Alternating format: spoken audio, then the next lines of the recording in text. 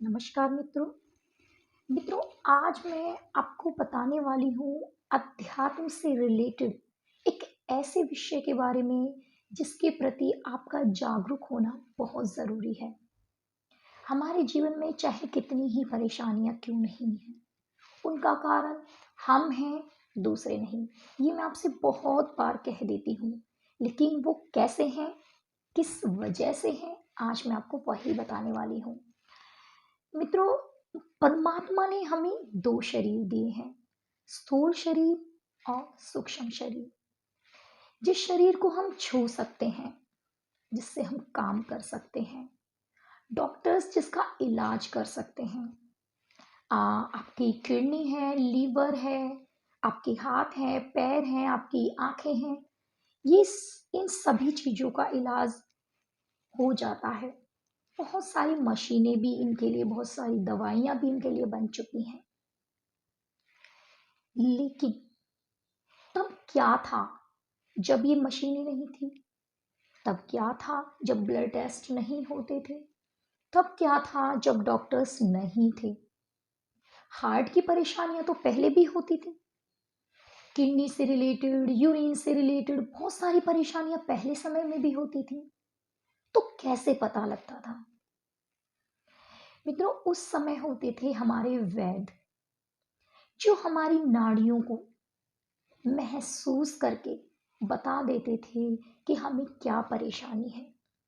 Urine को देखकर बता देते थे कि हमें किस तरीके का रोग है, वो चाहे हमारी किडनी से रिलेटेड हो या लीवर से रिलेटेड या हमारे हृदय से रिलेटेड। वो कैसे बताते थे?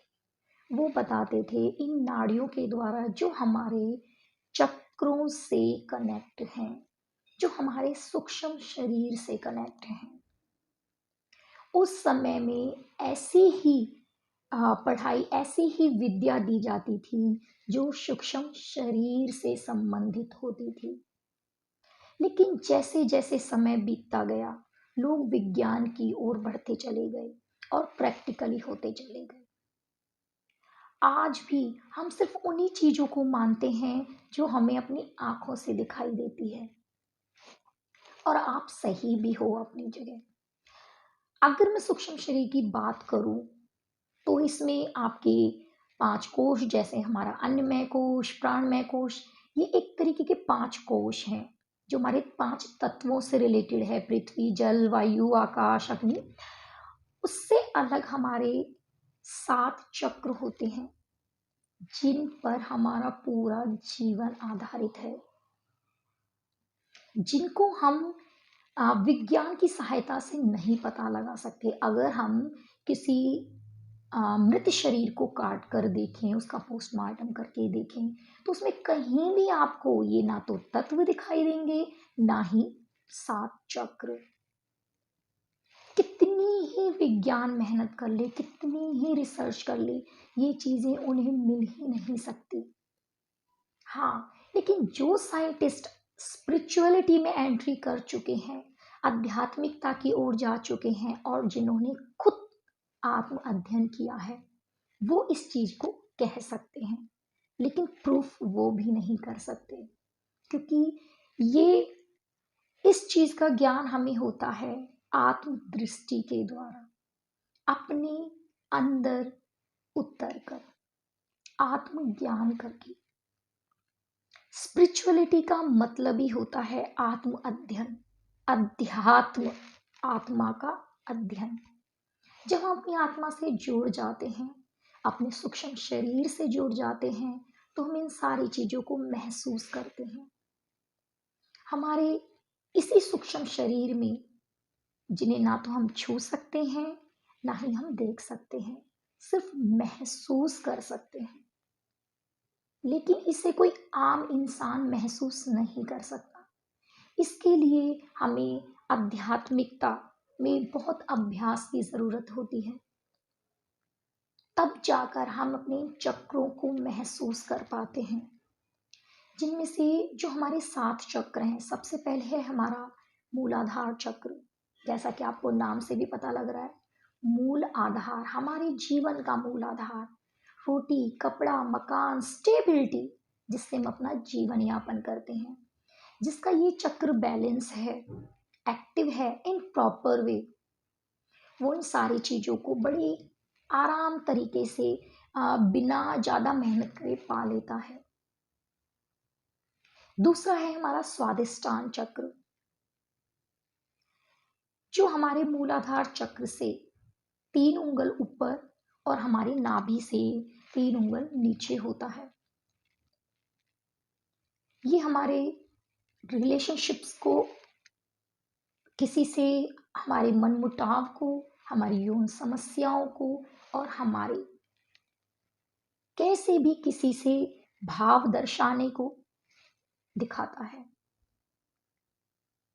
तीसरा है हमारा सैक्रल चक्र, सोलर प्लेक्सस चक्र, जिसे हम कहते हैं मणिपुर चक्र। इसमें हमारा अग्नि तत्व होता है, जैसा हमारा मूलाधार चक्र हमारा पृथ्वी तत्व में होता है, और ये हमारा स्वादिष्टान चक्र जल तत्व होता है, क्योंकि वो इमोशन, जल हमारा इमोशन से रिलेट होता है। सोलर प्लेक्सस होता है हमारा अग्नि चक्र, मतलब सूर्य से रिलेटेड। क्रिएटिविटी, हमारे पेट से संबंधित जितनी भी समस्याएं हैं वो इससे ही रिलेट होती हैं। और जिसका स्टमक खराब, उसको तो परेशानियों का समझ लीजिए भंडार शुरू। इन 3 चक्रों का बैलेंस होना सबसे पहले बहुत ज़रूरी है, अगर आप इस धरती पर एक अच्छा जीवन यापन करना चाहते हैं। यदि आप 7 चक्रों को भी आगे नहीं करना चाहते, एक्टिव नहीं करना चाहते, तो आपको इन 3 चक्रों का बैलेंस करना और एक्टिव करना बहुत ज़रूरी हो जाता है। हमारे समाज में किसी से मनमुटाव हो, या हमारी पैसों से रिलेटेड, धन से रिलेटेड, स्टेबिलिटी से रिलेटेड कोई भी समस्या हो, या हमें ये ज्ञान ना हो कि हमारे अंदर क्या खूबी है जिस खूबी को लेकर हम आगे काम कर सकें और जीवन यापन कर सकें, तो इन 3 चक्रों का बैलेंस होना बहुत जरूरी है। चौथा है हमारा अनाहत अनाहत चक्र, जो हमारे हार्ट के पास होता है। यहां जाकर जो इस चक्र के पास चला जाए, उसे एक अनहद, जिसकी हद ना हो, जिसका जिसे किसी की जरूरत ना हो, एक ऐसा एक ऐसी आवाज, आपको एक ऐसा नाद सुनाई देता है जो बिना बजाए होता है। हम किस कभी भी कोई आवाज आएगी, वो किसी चीज को किसी दूसरी चीज से टच करने पर ही आएगी, चाहे वो हमारी क्लैपिंग हो या फिर हमारा बर्तन से बर्तन का खटकना हो, या हमारा किसी से बात करना हो, वो भी हमारी वॉइस, वो हमारी आवाज, वो एक तरीके के अलग अलग नाद हैं, लेकिन ये एक ऐसा अनहद नाद है जिसकी कोई हद नहीं, जिसे किसी चीज की जरूरत नहीं, अपने आप बज जाए। जब हमारे नीचे से होकर ब्रह्मरंध्र से अमृत, यहां से होकर थड़ाई से होकर कंठ चक्र से होकर यहां जाकर एक एक बूंद इस पानी में, यहां पर हमारे पानी होता है, पानी में जाकर जब गिरता है, तो आप कोई भी चीज पानी में गिरी है वो जरूर कुछ ना कुछ आवाज करती है। तो तब जिसका ये चक्र बैलेंस और एक्टिव होना शुरू हो जाता है, वहां उसे अनहद नाद सुनाई देने लग जाता है। वो दुनिया में कोई अच्छा हो या बुरा हो, सभी को एक दृष्टि से देखता है, ना उसके लिए कोई अच्छा है ना कोई बुरा। यदि उससे कोई कुछ कह भी देता है, तो वो इतना बैलेंस हो जाता है कि 5-7 मिनट के लिए सोचेगा, क्योंकि वो आत्म अध्ययन कर चुका है, तो वो सोचेगा तो है जरूर कि ये ऐसा क्यों हुआ, लेकिन उसे पकड़कर नहीं बैठेगा, आगे बढ़ जाएगा। जैसे कि हम रोजमर्रा की जिंदगी में करते हैं, किसी बात को पकड़कर बैठ जाते हैं, पूरे दिन सोचते हैं, अगले दिन सोचते हैं, और तब तक नहीं छोड़ते जब तक हम उसे कुछ ना कहकर संतुष्ट हो जाएं, जिसकी वजह से हम नेगेटिविटी अट्रैक्ट करते हैं और हमारे काम बनने बंद हो जाते हैं। उसके बाद आता है हमारा कंठ चक्र, जिसे हम विशुद्धि चक्र कहते हैं। इस चक्र पर आकर आपको वाक शक्ति मिल जाती है। लोग आपके शब्दों की ओर अट्रैक्ट होने लगते हैं। जो कभी आपकी बातों को सुनते नहीं थे या सुनकर भी इग्नोर कर देते थे, आज वो आपकी बातों में वजन महसूस करते हैं। आपकी बातों में एक ऐसा जादू होने लगता है कि लोग आपको सुनना चाहते हैं, समझना चाहते हैं। उसके बाद आता है हमारा आज्ञा चक्र, दोनों बाहों के बीच, जिसे हम थर्ड आई भी कहते हैं, शिव नेत्र भी कहते हैं। यहाँ आकर हमारी तीनों नाड़ियां पूरी तरीके से मिल जाती हैं। ईड़ा, पिंगला और सुषुम्ना नाड़ी, वो एक तरीके से सब कुछ पा लेता है। यहाँ आकर एक ऐसी फीलिंग उसे होने लगती है कि जैसे, अगर मैं कहूँ तो जैसे उसे सब कुछ मिल गया। उसकी इंट्यूशन बहुत तेज होने लगती है। उसे कई बार फ्यूचर भी दिखाई देने लगता है। किसी को फ्यूचर नहीं भी दिखाई देता, फ्यूचर में क्या होगा वो महसूस होने लगता है, अच्छा या बुरा। कई लोग यहाँ आकर ईगो में, अहंकार में आकर फंस जाते हैं और आगे ग्रोथ नहीं कर पाते। लेकिन जिन्हें परमात्मा से कनेक्ट होना है, अपने आप से पूरी तरीके से कनेक्ट होना है, जिन्हें लोगों के लिए कुछ करना है, ना कि अपने अहम में या इन शक्तियों को पाकर वहीं रह जाना है, तो वो आगे तक जाने लगते हैं।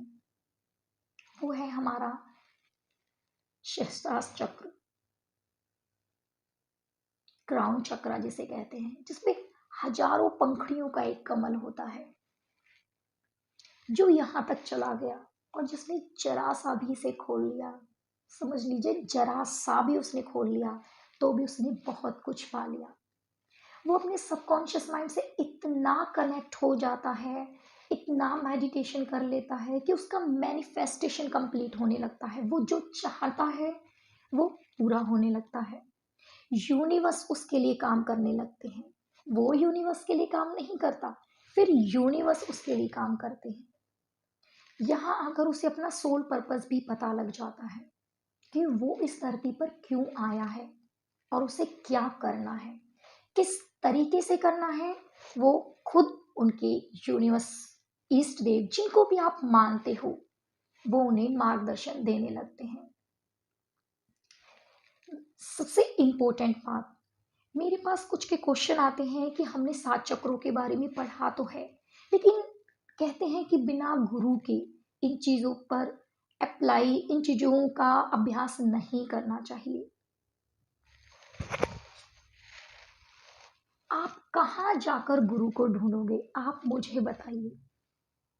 अगर आप गुरु को नहीं ढूंढ पाए तो क्या आप आध्यात्मिकता में नहीं जाओगे? क्या आप स्पिरिचुअलिटी में एंट्री नहीं करोगे, जो आपके मेन जीवन का आधार है? अपने आप से कनेक्ट होने के लिए आपको किसी और की जरूरत है? मैं नहीं मानती। गुरु भी सिर्फ और सिर्फ हमारा मार्गदर्शन करते हैं, और यदि आपको परमात्मा पर भरोसा है और पूरी तरीके से आप उनको सरेंडर करके इसमें एंट्री करते हो, तो वही आपको मार्गदर्शन दे देते हैं। आपको जब गुरु की जरूरत होगी तो वो खुद आपके पास किसी ना किसी को, किसी ना किसी रूप में भेज देंगे। वो चाहे 4 दिन के लिए हो या 15 दिन के लिए या साल भर के लिए, वो खुद आपका कनेक्शन उनसे जोड़ देते हैं। आपके सारे काम, आपकी सारी जो आपके माइंड में कंफ्यूजन होगी वो क्लियर होती चली जाती है। हमें अपनी आप से कनेक्ट होना है, ना कि किसी और से। अब आती है बात गुरु की। जो मेन अच्छा गुरु होगा, सही मायने में गुरु होगा, एक समय आकर वो भी आपको छोड़ देगा, क्योंकि वो भी ये बात जानता है कि उसके शिष्य को अपनी आगे की यात्रा खुद स्वयं तय करनी है, बिना गुरु के। एक दिन आपको गुरु भी मुक्त कर देगा। यही स्पिरिचुअलिटी का आधार और अंत है कि आपको हर चीज से मुक्त होना है। आप इस धरती पर हो, अपने परिवार के लिए कर रहे हो, समाज के लिए कर रहे हो, लेकिन एक फर्ज के रूप में, मोह के रूप में नहीं। आप उनसे बिना अटैच हुए, अटैचमेंट अलग चीज है और कनेक्शन अलग चीज है, तो आप उनसे सिर्फ कनेक्ट रहिए, ना कि अटैचमेंट दिखाइए। फर्ज पूरे कीजिए, अपनी आत्म संतुष्टि कीजिए, लेकिन इन सब से मुक्त होकर जाइए। इस धरती पर आने का मकसद ही इन सब चीजों से मुक्त होना है, ताकि हमें आगे अगले जन्म में इन सारी चीजों को दोबारा फेस ना करना पड़े, ना वो दुख ना वो सुख। अब बात आती है कि क्या कोई इन किसी चक्र पे चला जाए, जैसे विशुद्धि चक्र पे चला जाता है तो उसका मन पूरी तरीके से शांत हो जाता है, तो क्या वो पूरी तरीके से हमेशा के लिए शांत हो जाएगा? नहीं। अगर आप किसी डॉक्टर के पास जाते हो और आपकी आई साइड वीक है, वो आपको चश्मा बना के दे देता है और आप उस चश्मे को पॉकेट में रख लेते हो, तो क्या आपको साफ दिखाई देगा? नहीं दिखाई देगा, क्योंकि आपने चश्मे को यूज तो किया ही नहीं।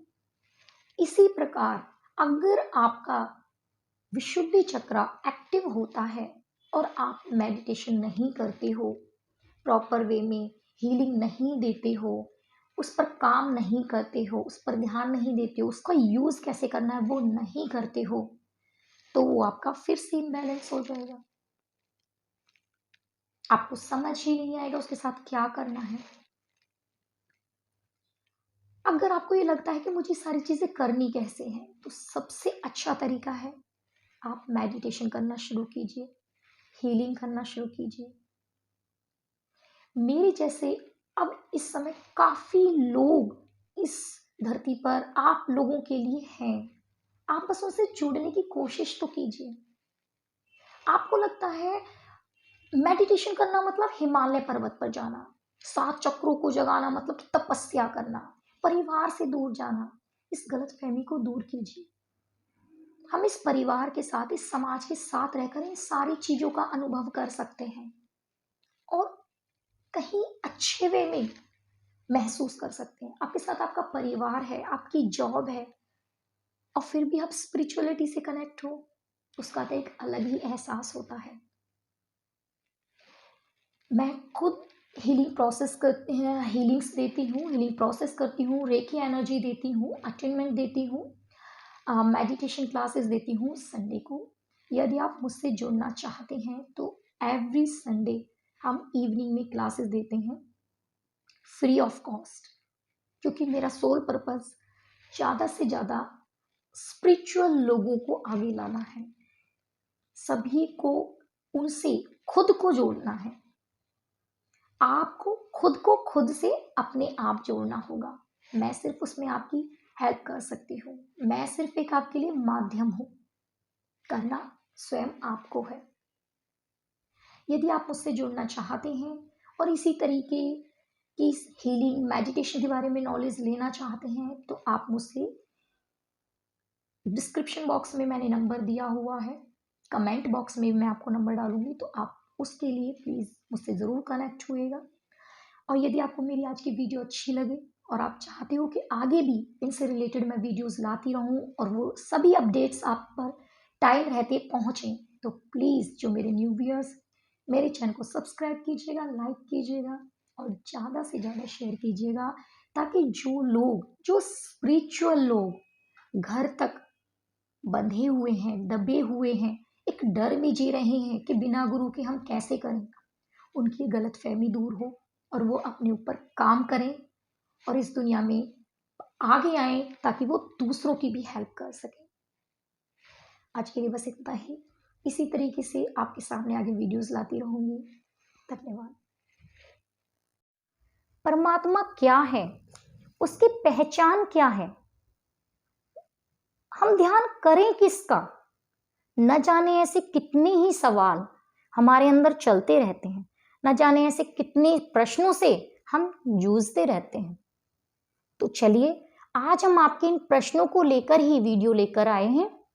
मैं गीता आप सभी का आपका अपने चैनल भाग्य ध्यान की इस नई वीडियो में स्वागत करती हूँ। आपका बहुत बहुत शुक्रिया कि आपने मेरे इस फर्स्ट पार्ट को बहुत सराहाया और मुझे आगे वीडियोस बनाने के लिए इनकरेज किया। तो चलिए परमात्मा क्या है और हम ध्यान किसका करें, इसके अगले पार्ट को लेकर वीडियो आगे बढ़ाते हैं। हमारे वेद, उपनिषद, हमारे विद्वान सभी एक मत होकर कहते हैं कि परमात्मा कण कण में विद्यमान है। परमात्मा सच्चिदानंद है। परमात्मा वो आनंद है जो हम कहीं और प्राप्त नहीं कर सकते। हम इस भौतिक जगत में कितनी भी संतुष्टि के साधन पालें, लेकिन हम फिर भी संतुष्ट नहीं हो सकते। वो संतुष्टि, वो आनंद बिल्कुल अलग ही है। जिसने उस आनंद को पा लिया, वो इस भौतिक जगत की किसी चीज के लिए इच्छा ही रखना बंद कर देगा, वो वहीं संतुष्ट हो जाएगा। परमात्मा है कौन, उसके क्या गुण हैं, उसकी पहचान क्या है? तो चलिए परमात्मा के आज हम उन 18 गुणों के बारे में आपको बताएंगे, जिससे आप जान सकते हैं कि परमात्मा क्या है। हम ध्यान किसका करें? सत अर्थात एक जैसा, जो कभी भी ना बदले, चाहे कैसे भी परिस्थितियां आए, वो हमेशा एक जैसा रहे। चित अर्थात ज्ञानवान, उसके ज्ञान की प्रामाणिकता की बहुत उदाहरण है। उसके ज्ञान की उपमा किसी और से की ही नहीं जा सकती। हमारे आकाश गंगाएं, हमारी धरती, चांद, सूर्य, तारे, ब्रह्मांड, ये सभी उसके ज्ञान की प्रामाणिकता है। पृथ्वी सूर्य का चक्कर कैसे लगा रही है, चंद्रमा पृथ्वी का चक्कर कैसे लगा रहा है, इसको नियम से चला कौन रहा है? परमात्मा। कोई विज्ञान तो इसको चला ही नहीं रहा। इसको कौन चला रहा है? कोई इंसान तो चला ही नहीं रहा। फिर कौन चला रहा है? परमात्मा। सबसे अनोखी रचना, उसके ज्ञान की सबसे बड़ी प्रामाणिकता, मानव रचना। जीवधारियों की बनावट को देखिए, उसके हाथ, पैर, आंखें, हर अंग सही जगह पर सही इस्तेमाल के लिए किसने लगाई, किसने बनाई? उस परमात्मा ने। तो उसके ज्ञान की तो उपमा हो ही नहीं सकती। हजारों लाखों उदाहरण है उसके ज्ञान के। उसके अंदर वो ज्ञान है जो किसी और के अंदर नहीं।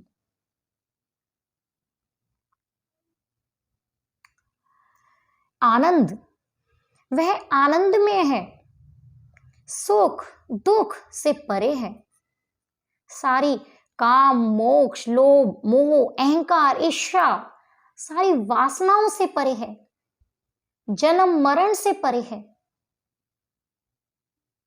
वो आनंद में है, वो अपने आप में संतुष्ट है। वो सच्चिदानंद है, सतचित आनंद है। निराकार, वेद शास्त्र, उपनिषद, सभी विद्वान एक मत होकर कहते हैं कि वह निराकार है। उसका कोई आकार नहीं, वह सृष्टि के कण कण में विराजमान है। अनेकों आकाश गंगाओं, ब्रह्मांड, पृथ्वी, सूर्य, सभी को बनाकर उस सभी में वो समाया हुआ है। वह अत्यंत ही सूक्ष्म है, उसे इस भौतिक जगत की आंखों से नहीं देखा जा सकता। उसको बाहर ढूंढने की जरूरत नहीं है। उसे पाने के लिए हमें आत्मज्ञान करने की आवश्यकता है। सर्वशक्तिमान, वह सर्वशक्तिमान है। सर्वशक्तिमान का अर्थ जो भी उसके काम है, सृष्टि की रचना करना हो या पालन करना, प्रलय करना हो या जीवों को यथायोग्य फल देना, वेदों का ज्ञान देना इत्यादि, इन सभी कार्यों को वह किसी की सहायता के बिना अकेला ही कर लेता है। जिन्होंने वेदों को नहीं पढ़ा वो लोगों की बातों में आ जाते हैं। उनके लिए मूर्तियों पर जल और दूध चढ़ाना ही ईश्वर भक्ति है। परमात्मा को ब्रह्म कहते हैं, वह सबसे बड़ा है।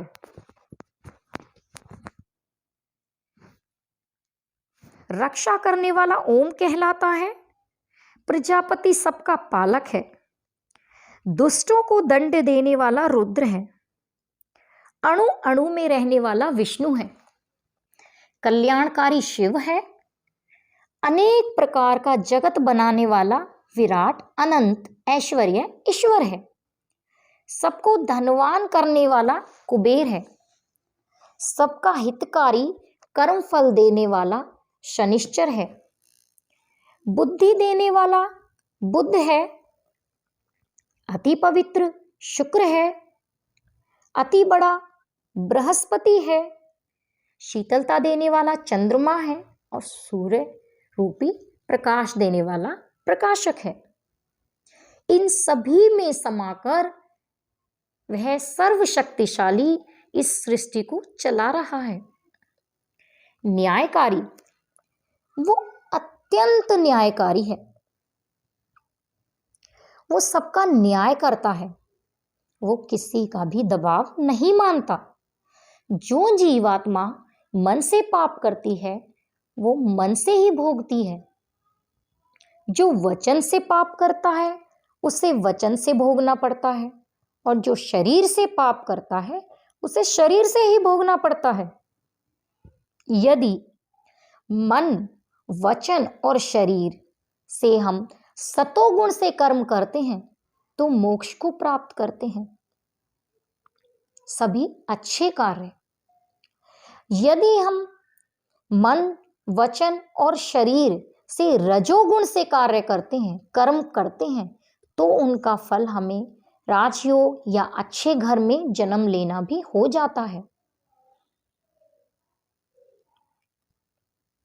परंतु यदि हम इन सब के साथ तमोगुण से कर्म करते हैं तो हमें शूद्र घर में भी जन्म लेना पड़ जाता है और जीवन की सच्चाइयों को बड़ी गहराई से देखना पड़ता है, कष्टों को देखना पड़ता है, और न जाने अगले कितने जन्मों तक उन परेशानियों को, उन दुखों को झेलना पड़ता है। वह बहुत दयालु है। हर प्राणी के साथ दयालुता बना के रखता है। अब आप ये कहेंगे कि न्यायकारी भी और दयालुता भी ये एक साथ कैसे संभव है? संभव है, तभी तो वो परमात्मा है। एक कुम्हार जब अपने घड़े को बनाता है तो बाहर से घड़े पर थपकी मारते समय अंदर भी हाथ लगाता है ताकि वो घड़ा फूट ना जाए।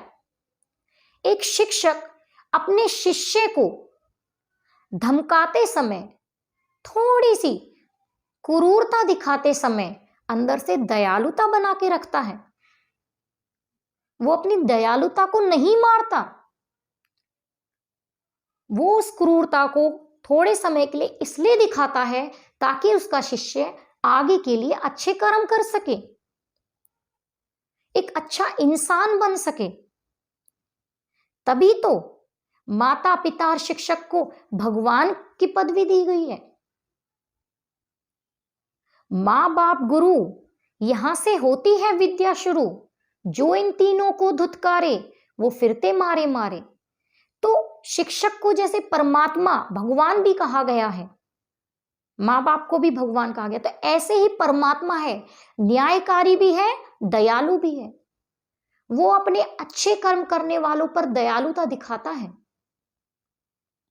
और बुरे कर्म करने वालों पर न्याय भी करता है, और न्याय करके उन्हें दंड देकर आगे के लिए अच्छे कर्म कर सके, वो दयालुता दिखाता है।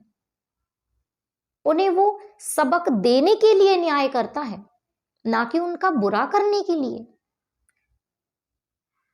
पवित्रता, उसकी भावनाएं बहुत पवित्र होती हैं। उसका भक्त अच्छा हो या बुरा, वो सबके कर्मों के हिसाब से फल देता है, ना कि उनकी भक्ति के हिसाब से। मंदिर में फल धन चढ़ाने वाला भी उसके लिए उतना ही प्रिय है जितना कि अपने घर में 5 मिनट परमात्मा को सच्ची श्रद्धा के साथ याद करने वाला इंसान, कहीं दान देने वाला इंसान, पशु पक्षियों पर दयालुता दिखाने वाला प्राणी, उसके लिए वो सब बराबर हैं।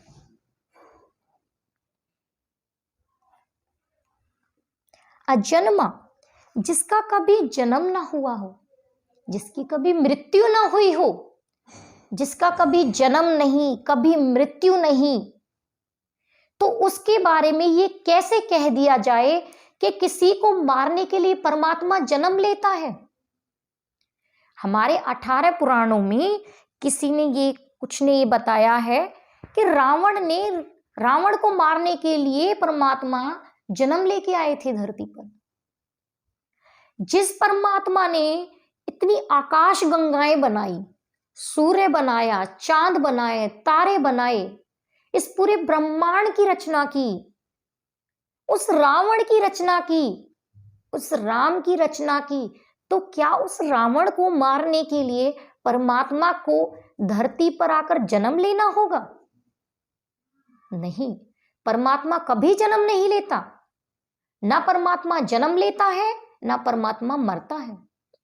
जिसका जैसा कर्म है उसके हिसाब से उसको फल मिलता है। वो किसके तरीके से मिले, किसकी राह से मिले, किसके हाथों से किसकी मृत्यु हो, ये पहले से ही लिख दिया जाता है।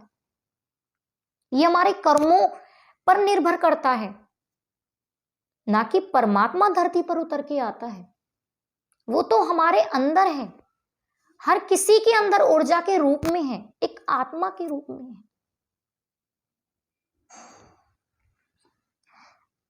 अनंत, वो अनंत है, उसका पार नहीं पा सकते। ना उसका अंत है, ना उसकी शुरुआत है। जिसकी शुरुआत नहीं उसका अंत नहीं, और जिसका अंत नहीं उसकी शुरुआत नहीं। वो सदा था, सदा है, सदा ही रहेगा। निर्विकार अर्थात जिसका आकार ना हो, वो कण कण में विद्यमान हो, सभी जगह विराजमान हो, सभी वासनाओं से दूर हो। अनुपम, जिसकी किसी के साथ उपमा नहीं की जा सकती। जैसा कि आज आप उनके सभी गुणों को जानेंगे, तो क्या ये सारे गुण किसी और में मिल सकते हैं? नहीं मिल सकते। तो हम उसकी उपमा किसी और से कैसे कर सकते हैं? नहीं कर सकते। सर्वाधार, जो हम सब जीवधारियों का सहारा है, प्रलय करने से लेकर हमें बनाने तक, हमारा पालन पोषण करने तक सभी कार्य उसी के हैं। सर्वव्यापक, वह सब जगह विराजमान है, कण कण में विद्यमान है, हर किसी के अंदर है, वो चाहे आप हो चाहे मैं।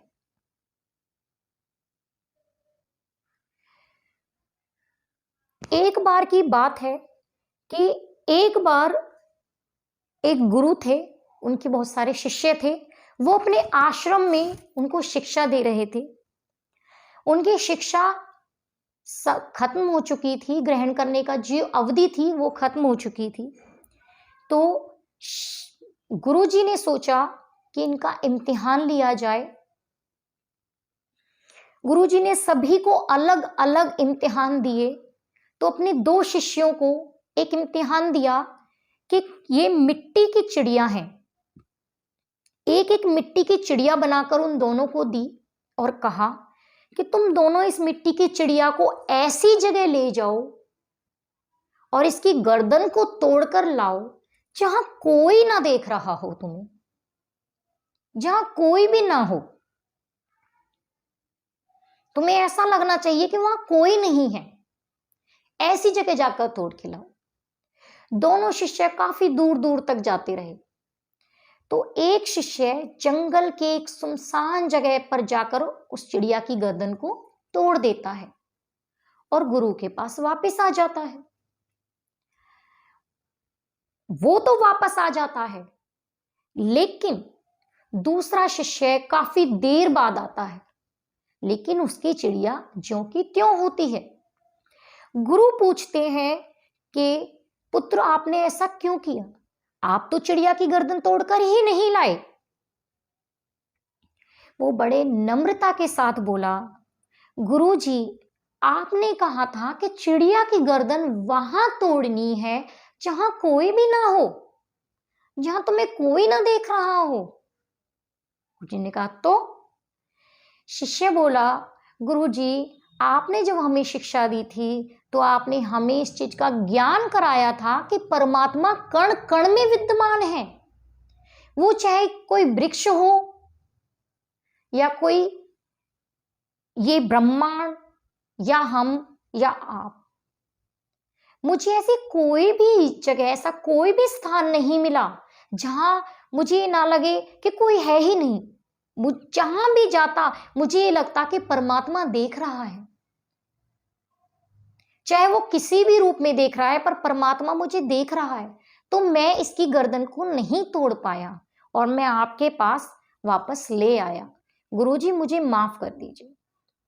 गुरुजी बहुत प्रसन्न हुए और उसे शाबाशी देने लगे कि शिष्य, आप अपने इम्तिहान में उत्तीर्ण हुए, पास हुए। तो इस छोटी सी कहानी से आप समझ चुके होंगे कि हमारे पहले के ऋषि मुनि विद्वान सभी इस चीज का ज्ञान रखते थे कि परमात्मा कण कण में विद्यमान है। लेकिन अब इस भौतिक जगत में इतनी चीजें बन चुकी हैं कि हम उस पहले वाले ज्ञान को भूल चुके हैं, उस पहले वाले ज्ञान से परे हो चुके हैं। आपको उस ज्ञान को जगाने की जरूरत है। परमात्मा हर जगह है, सर्वव्यापक है। जिस दिन इंसान इस सच को मानने लगेगा, उस दिन इस धरती पर से जितने भी वासनाएं, जितने भी परेशानियां, एक दूसरे को मारना काटना, लड़ाइयां, परे जितनी भी एक दूसरे से जेलेसी, ईर्ष्या, द्वेष, जो कुछ भी है, वो सब कम होने लगेगा। उसके लिए हमें अपने से शुरुआत करनी होगी। हम दूसरे पर उंगली नहीं उठा सकते।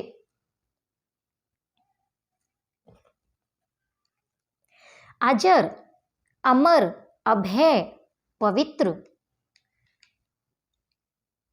जिसकी मृत्यु नहीं वो अमर ही है, जिसका जन्म नहीं, जिसकी मृत्यु नहीं वो अजर है, अमर है, सदा था, सदा है, सदा रहेगा, वो अनंत है।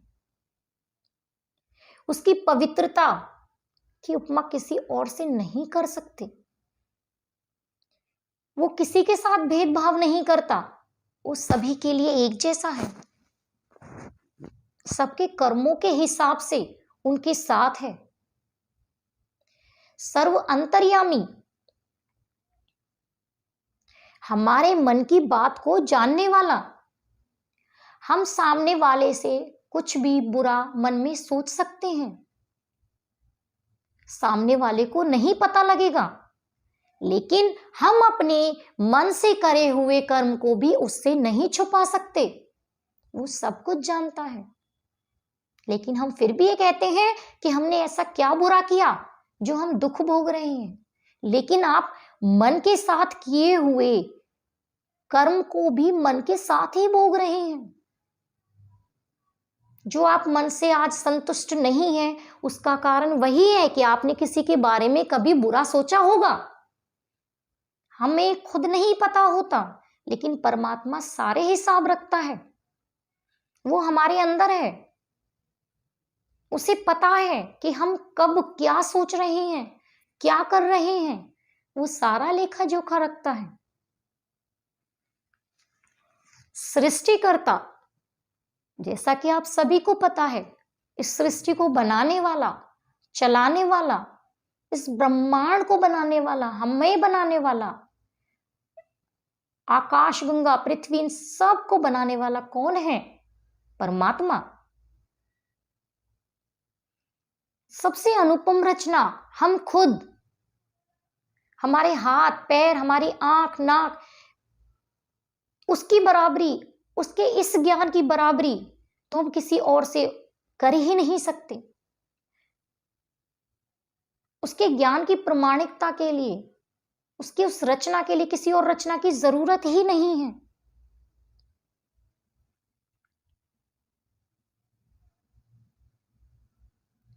परमात्मा ओम है।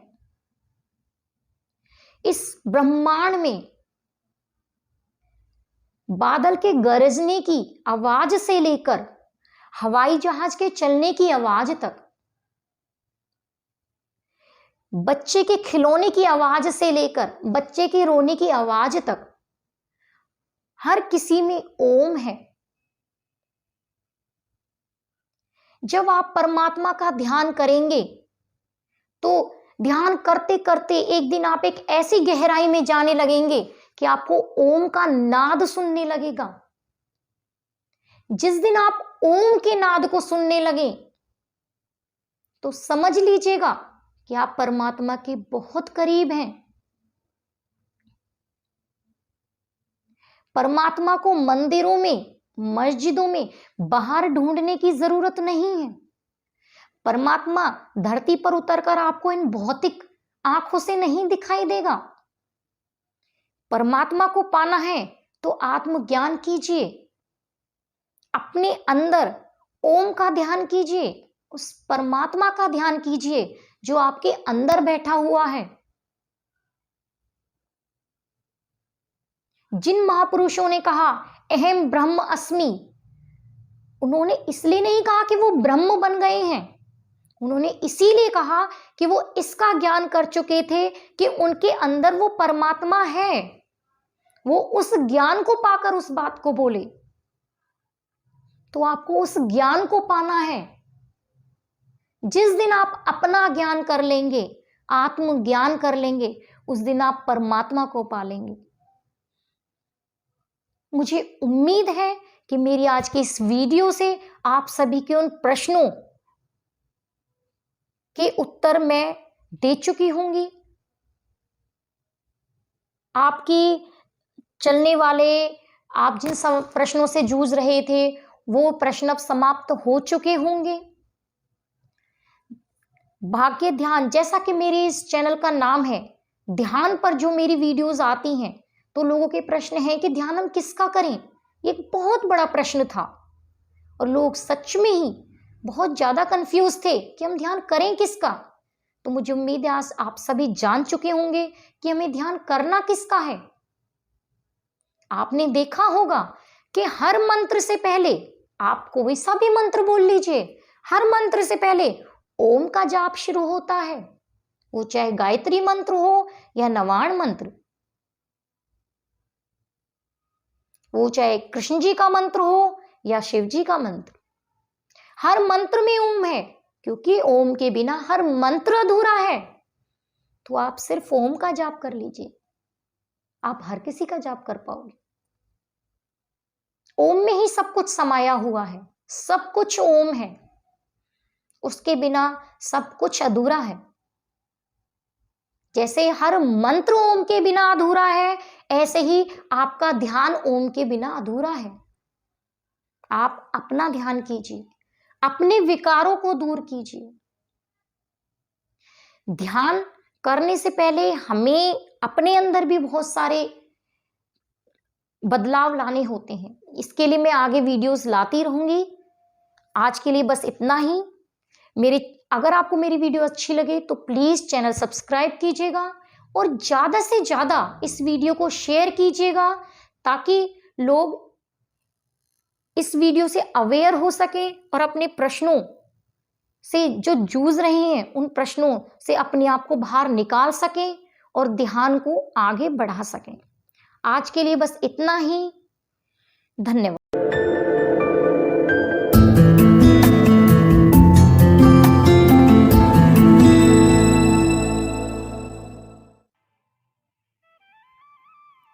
योग निद्रा एक ऐसी विधि है जिसमें शरीर के सभी अंगों को धीरे धीरे रिलैक्स किया जाता है और अपनी इमेजिनेशन को बढ़ाया जाता है। योग निद्रा आपके मन के तनाव को दूर कर देती है, हर तरीके की थकावट को दूर कर देती है। केवल 10-15 मिनट की योग निद्रा ही आपकी 6-7 घंटे की नींद के बराबर रिलैक्सेशन देती है। यहाँ तक कि एंजाइटी, डिप्रेशन, इंसोम्निया जैसी सभी परेशानियों से हमें दूर कर देती है और हमारा मन शांत होता चला जाता है। हर प्रकार का तनाव दूर हो जाता है। योग निद्रा के बहुत सारे फायदे हैं। इसके लिए मैं आपके लिए अलग वीडियो बनाकर दे दूंगी। उसमें मैं आपको योग निद्रा के सभी बेनिफिट्स, सभी फायदे बताऊंगी।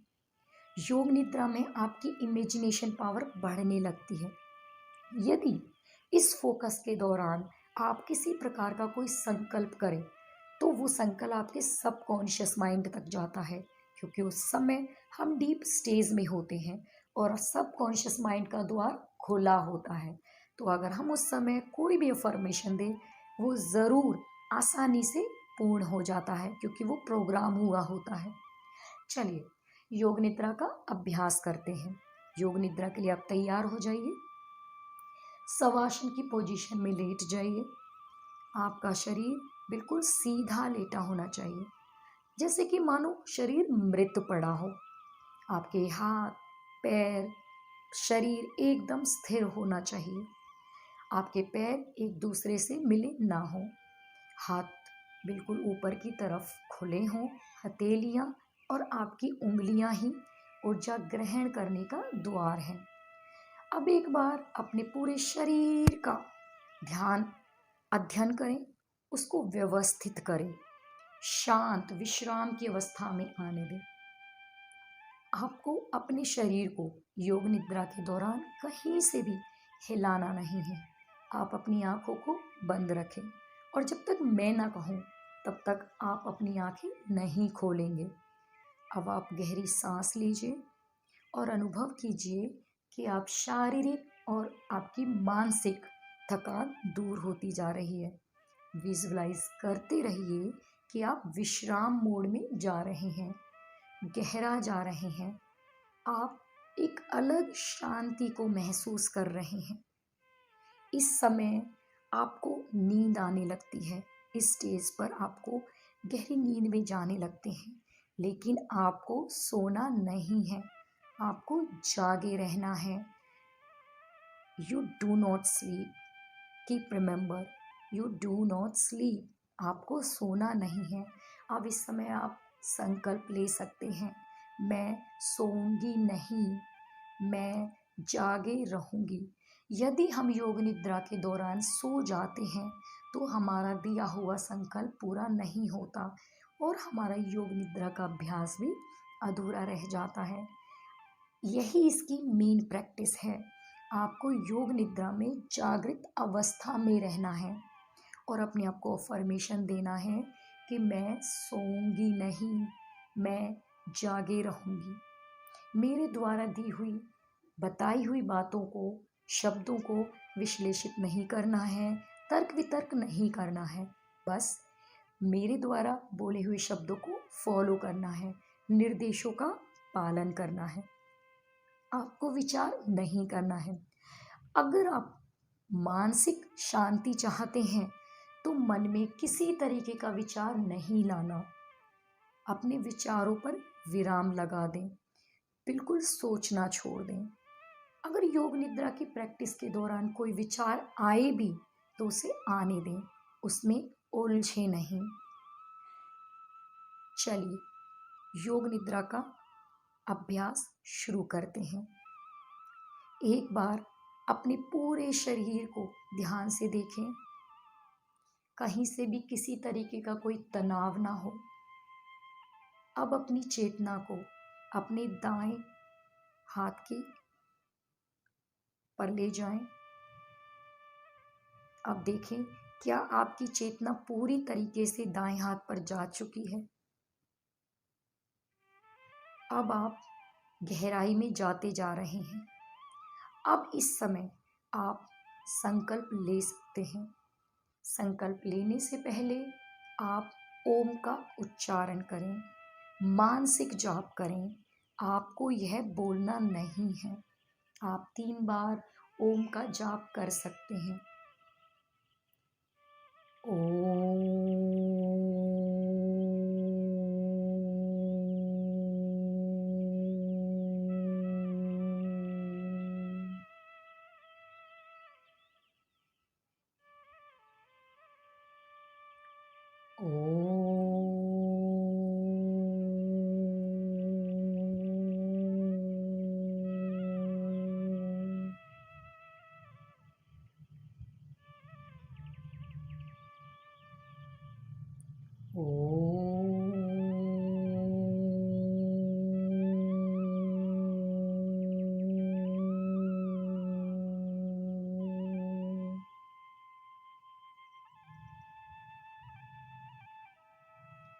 अपने भीतर चले, अपने पूरे शरीर का अध्ययन करें, पूरे शरीर का। अब आप योग निद्रा के अभ्यास में उतर रहे हैं।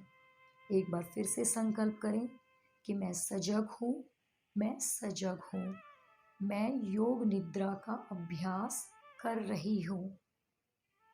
मैं सजग हूँ और मैं योग निद्रा का अभ्यास करने जा रही हूँ। आप इस तरह से अपने आप को संकल्प या अफर्मेशन दे सकते हैं। अब आपका योग निद्रा का अभ्यास शुरू होता है और यह आपके लिए एक उचित समय है जब आप कोई भी संकल्प ले सकते हैं। आपके संकल्प में बिल्कुल क्लैरिटी होनी चाहिए, प्रकृति के अनुकूल होना चाहिए। आप जो भी संकल्प लेंगे उसे 3 बार मन ही मन दोहराना है और आपके द्वारा लिया हुआ योग निद्रा के दौरान संकल्प निश्चित ही पूरे होंगे। बस आत्मविश्वास के साथ अपने संकल्प को उठाएं, क्योंकि इस समय आपका सबकॉन्शियस माइंड पूरी तरह से खुल चुका है और जो भी अफर्मेशन आप इसे देंगे वो 100% पूरी होती है। अब हम अपनी चेतना को शरीर के विभिन्न भागों पर तेजी से घुमाएंगे, जितना संभव हो सके। चलिए अपनी चेतना को दाएं हाथ के अंगूठे पर ले जाएं। दाएं हाथ का अंगूठा, पहली उंगली, दूसरी उंगली, तीसरी उंगली, चौथी उंगली, हथेली, हथेली का पीछे का भाग, कलाई, कोहनी, कोहनी से नीचे का भाग, कोहनी से ऊपर का भाग, दायां कंधा, बगल, छाती, पीठ, नितंब, दाएं पैर की जांघ, घुटना, घुटने से नीचे का भाग, पिंडली, एड़ी, दाएं पैर का तलवा, पंजा, अंगूठा, दाएं पैर की पहली उंगली, दूसरी उंगली, तीसरी उंगली, चौथी उंगली। अब अपनी चेतना को बाएं हाथ पर ले आएं। बाएं हाथ का अंगूठा, पहली उंगली, दूसरी उंगली, तीसरी उंगली, चौथी उंगली, हथेली, हथेली का पीछे का भाग, कलाई, कोहनी, बाएं हाथ की कोहनी, कोहनी से नीचे का भाग, कोहनी से ऊपर का भाग, घुटना, कंधा, बगल, चेस्ट, पीठ, नितंब, जांघ, बायां घुटना, बाईं पिंडली, एड़ी, तलवा, पंजा, बाएं पैर का अंगूठा, पहली उंगली, दूसरी उंगली, तीसरी उंगली, चौथी उंगली। अब अपनी चेतना को पीठ पर ले जाएं। कंधे का पीछे का भाग, दाईं पीठ, बाईं पीठ, रीढ़ की हड्डी। अब अपनी चेतना को आगे की तरफ ले आएं।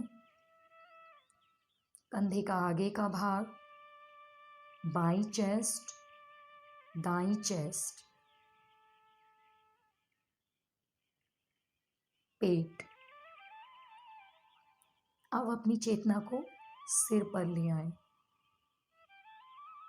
आपके सिर का ऊपर का भाग, माथा, मस्तिष्क, दाईं भौं, बाईं भौं, भौं के बीच में आपका आज्ञा चक्र,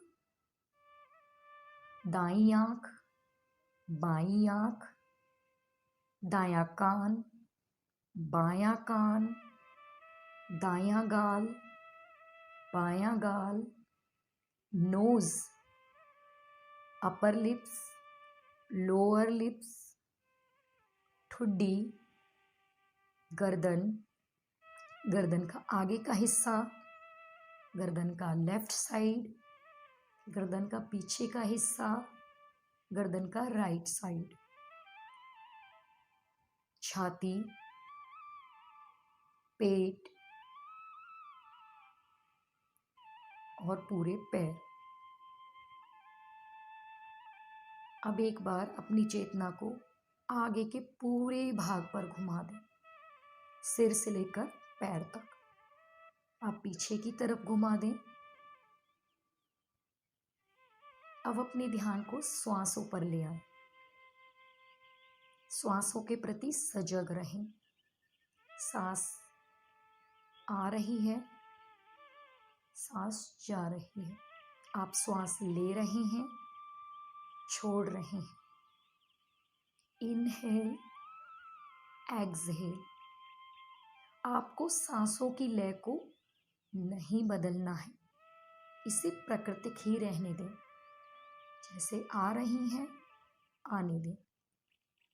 जैसे आप सांस अंदर लेते हैं तो एक पॉजिटिव एनर्जी आपके अंदर जा रही है। यही वो कॉस्मिक एनर्जी है जो हमारे जीवन को पूरी तरह से बदल देती है और हमारे हर संकल्प को पूरा करती है। और जब आप सांस बाहर छोड़ रहे हैं तब उसके साथ आपके अंदर की नेगेटिव एनर्जी बाहर आ रही है। आपको अपनी सांस की लय को नहीं बदलना है, इसे प्राकृतिक ही रहने दें, जैसे कि तैसे ही रहने दें। अब अपने ध्यान को अपने पेट पर ले आएं। नाभि को देखें। आपकी नाभि ऊपर हो रही है, नीचे हो रही है।